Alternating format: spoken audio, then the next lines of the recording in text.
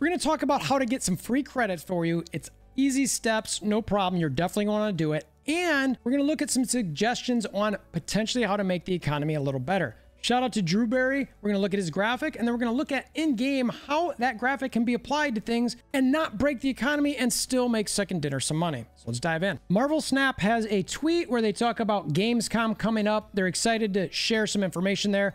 I'm definitely going to keep an eye out for what they present there. So if you want to subscribe, we appreciate that. The big thing here that you're all wanting to know, 500 free credits that everybody can get. All you got to do, you go to the link here. We'll link this tweet in the description below, and you use the code Gamescom. That link takes you straight to here. Make sure you're on the redeem code. This is the new verse shop sort of website. Put in your player ID verification. Don't know where that's at? Go above me. See where my gear is right here? Go there, click that. You come to the bottom here, scroll all the way down here and see where it says Snap ID. Tap to reveal Snap ID. You just click that. It shows it. Click it again. It can copy it to your clipboard. Come over here. You paste it. Click confirm. That's my username. Redeem code. Confirm. Yay! 500 credits. So make sure you go claim those. It's easy, free credits. Why not? Just do it. So let's swing into the economy because we were just talking credits.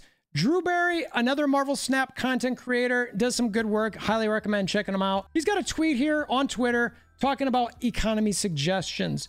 Says small steps can make a big difference. These changes won't fix everything, but they could help alleviate some existing frustrations. 0 gold in the collection track equals less Token Tuesday buys. Totally agree with them. Bring series drops back, develop a reliable schedule, and keep the player base informed. All of these things I am wholeheartedly with. I think that we are likely going to get some information in the next couple weeks. I've been saying I think in September, they're likely going to start doing series drops again. If they don't, I think people would get their pitchforks out, and I think justifiably so. It's important to be able to plan in some games like this. I understand sales techniques like FOMO is a thing.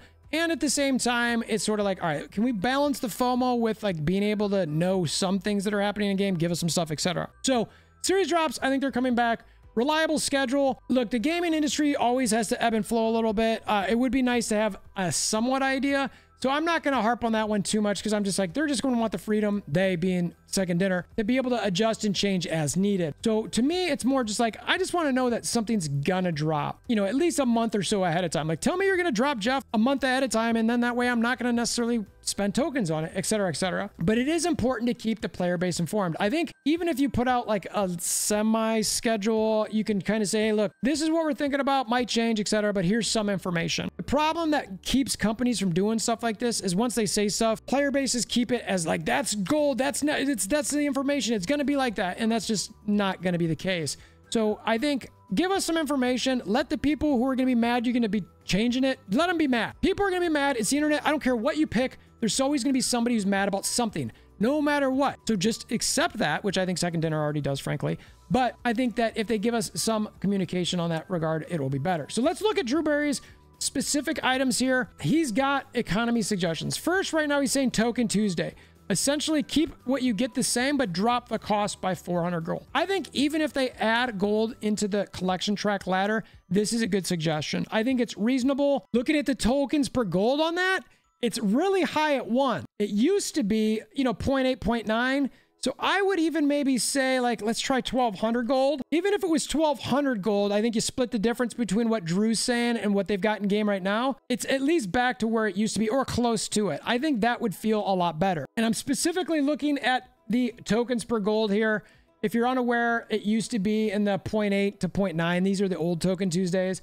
Right now, the new Token Tuesdays have them about 0.714. And then so this one would get it a little bit closer to the old ones. And again, Drew's was 1 for 1, obviously. It's just 1, which is, it's higher than a lot of the offers. I don't think they're ever going to do this. That's why I split the difference there and say 1,200. I think that could be more likely. Then he's got on the collection reserves, instead of a gold ticket for Conquest and 100 tokens, how about 100 gold and 100 tokens? I like this a lot. And I want to sort of stay on this one a little bit because I think right now the issue with the game is that a lot of people don't get much gold. Now, Second Dinner has to balance this because they have offers in games for gold. So let's go jump back at the offers for a second, but we're going to look at it on my spreadsheet. So what you can see here is if you look at gold offers, you typically don't get good returns on them. I mean, versus like cash offers. If you look at the cash offers, which are highlighted in green here, and we won't go through every single one of these, you will typically find that these tokens per gold and credits per gold ratios are better. Those are the offers that you want to bring in your spenders on. I think the gold offers in game,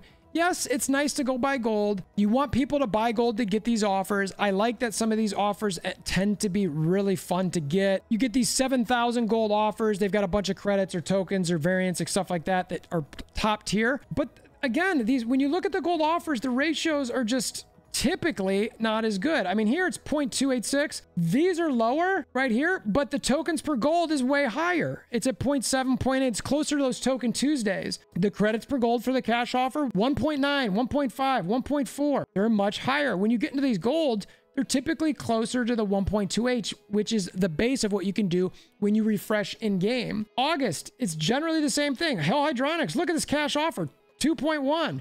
Gold offer brought down to 1.2. Gold offer closer to 1.3. Cash offer 1.75, almost 1.8. All cash here. This is focused on tokens. It's all like 0.7, 0.8. You get the theme. This is going to be consistent. Go through all the offers. When you find the cash offers are generally going to have higher ratios for the tokens to gold or the credits to gold, depending what that offer is focused on. So then it comes down to, okay, so gold, why do we want to keep gold limited from players? Like, they're only going to spend it on these offers, which is stuff like this, which is not bad. You get some progress here. You get some cool variants. Or where else are they going to spend it?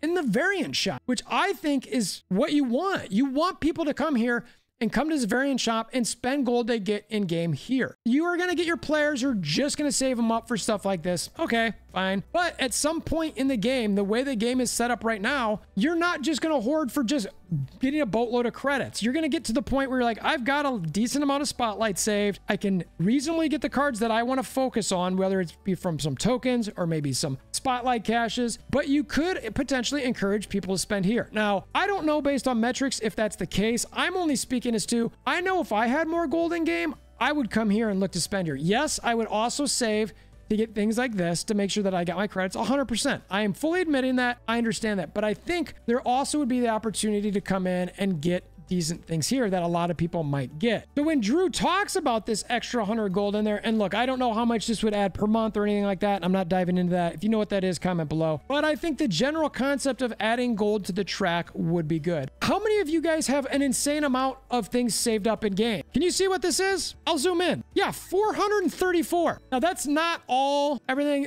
I save my boosters so that I can, once I get a card that I want, I'll open a bunch of boosters to hope to get for that particular card or that character when it's new. That's generally how I save them up. So a bunch of these aren't that, but a lot of them are caches. They're these reserves.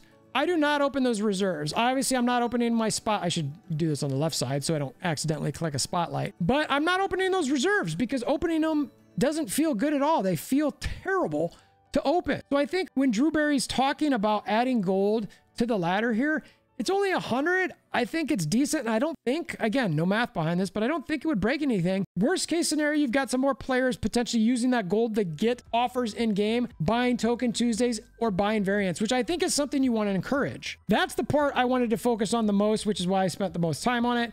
The other thing he's got here is series drops / releases, which is just talking about inconsistent versus his proposal here is 1 drop per month minimum, and then 1 Series 4 release per month minimum. I would like the Series 4 release per minimum. The only thing that I get worried about with that from a development perspective is that if they've got cards lined up and for some reason the cards just end up shifting into being all Series 5 or being the possibility of Series 5, that wouldn't work. Now, I do think that Lady Deathstrike could have very easily been a Series 4 release this month with Silver Samurai and X23 being the Series 5.